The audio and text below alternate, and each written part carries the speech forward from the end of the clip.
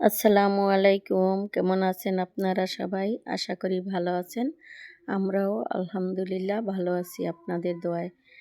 আজ আমি আপনাদেরকে দেখাবো আমার পোষা মুরগিগুলো। দেখতে পাচ্ছেন আপনারা আমার পোষা মুরগিগুলো। মূলত এই মুরগিগুলো আমার ছোট ছেলের, সে ছোট ছোট 6টি মুরগির বাচ্চা নিয়ে এসেছিল। তারাই বড় হয়েছে এবং 6টি বাচ্চাই বেঁচে ছিল। তারপরে ওদের নামকরণ করা হয়েছে। এখন যাকে দেখতে পাইতেছেন আপনারা, ওর নাম হয়েছে টোকাই।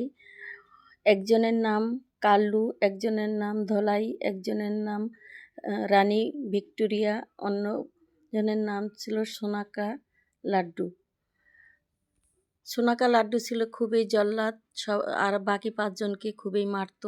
সেজন্য ওকে জবাই করে দিয়েছিলাম। যদিও একটু কষ্ট হয়েছে, কিন্তু অত কষ্ট নেই মনে কেন, ও 5জনকেই খুব মারত। যাই হোক, তারপরে ওরা 5জন বেঁচে ছিল, ওদেরকেই পালন করতাম। একসময় যে কোনো কারণে বাসা ছেড়ে দিতে হয়েছে। বাসা ছেড়ে যখন ভাড়া বাসায় গিয়েছিলাম, তখন ওদেরকে তো নিয়ে যাওয়া যায় না। মনে অনেক কষ্ট নিয়ে টোকাইকে ছাড়া আর বাকি 4জনকে জবাই করে দিলাম। অনেক কষ্ট লেগেছিল, কান্না এসেছিল, কিন্তু কিছুই করার ছিল না। ওদেরকে নিয়ে ভাড়া বাসায় যাওয়া যাবে না, তাই টোকাইকে সঙ্গে নিয়ে ভাড়া বাসায় চলে গেলাম।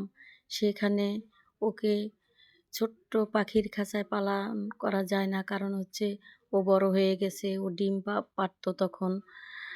দীর্ঘ 1.5 বছর ওর টানা ডিম পেড়েছিল। তারপরে ওকে এইভাবে ছেড়েই রাখতাম। দেখতে পাচ্ছেন ও আমার বিছানায়, কিন্তু এখন ওকে বারবার বলেছি তুই বিছানায় উঠবি না, ও কিন্তু আমার কথা শোনে নাই। ও আমার বিছানায় উঠেই গেছে। তারপরে বকাঝকা দেওয়ার পর আবার নেমে গেছে।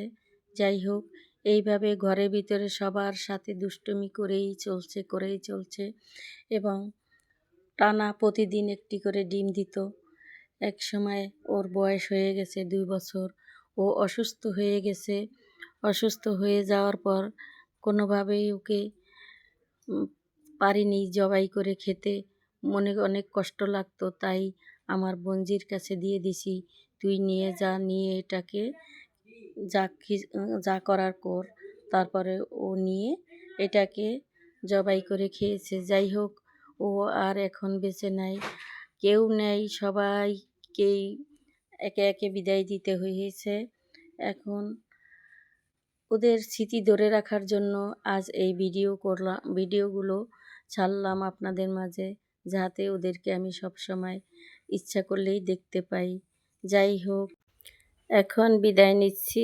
আসসালামু আলাইকুম।